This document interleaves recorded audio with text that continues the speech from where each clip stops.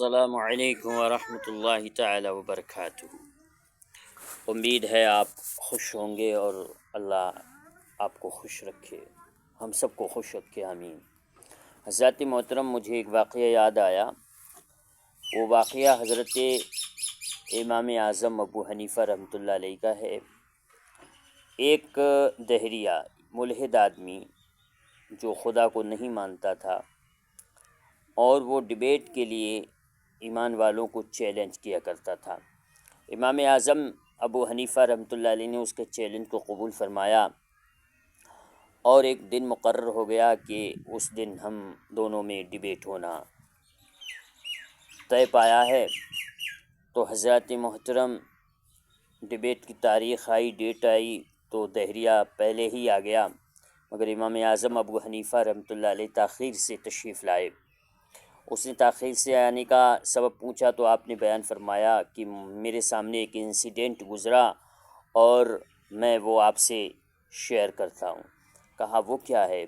کہا میں ایک دریا کے کنارے تھا، تو چند درخت دریا کے کنارے کھڑے تھے، وہ خود بخود کٹے، اور خود بخود کٹنے کے بعد ان سے خود تختے بن گئے۔ تختے بننے کے بعد ایک کشتی تیار ہوئی، اور کشتی تیار ہونے کے بعد جو ہے وہ کشتی خود بخود پانی میں چلی گئی، اور اتنے میں لوگ آئے، اس پہ سوار ہوئے، اس پار کشتی دریا کے گئی، اس کے بعد ادھر سے اس نے بٹھالا، اس پار آ گئی۔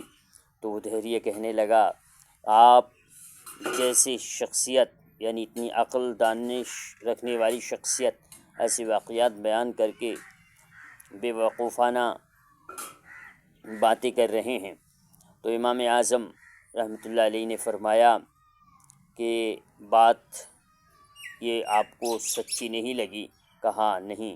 کہا آپ تو اس سے بھی بڑی باتیں کرتے ہیں، یعنی آپ کہتے ہیں کہ یہ دنیا خود بخود چل رہی ہے، یعنی سورج خود چل رہا ہے، چاند خود چل رہا ہے، یہ ستاروں کا نظام خود چل رہا ہے، یہ ہوائیں خود چل رہی ہیں، یہ دریائیں خود بہہ رہی ہیں، اور متعدد چیزیں آپ بیان کرتے ہیں یہ خود بخود ہو گئی ہیں۔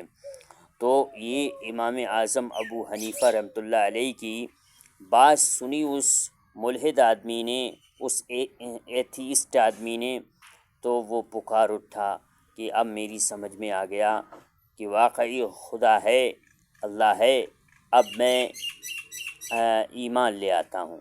تو اس نے کلمہ پڑھا، there is no God but Allah, Muhammad is messenger of Allah، اور اس نے اسلام کو ایمبرینس کیا، اسلام کو ایکسیپٹ کیا، قبول کیا، اور ایمان والا ہو گیا۔ یہ تھے ہمارے امام اعظم ابو حنیفہ رحمۃ اللہ علیہ، جو ایتھیسٹ کو بھی راہ راست پر لے آتے تھے، اور اللہ نے انہیں اتنی دانش اور اتنی عقل اور اتنی پاور سمجھانے کی عطا فرمائی تھی کہ لوگ ان کی باتیں سمجھ جایا کرتے تھے اور ایمان قبول کر لیتے تھے۔ اللہ ایسے لوگوں کے نقش قدم پر ہمیں چلنے کی توفیق عطا فرمائے، آمین ثم آمین۔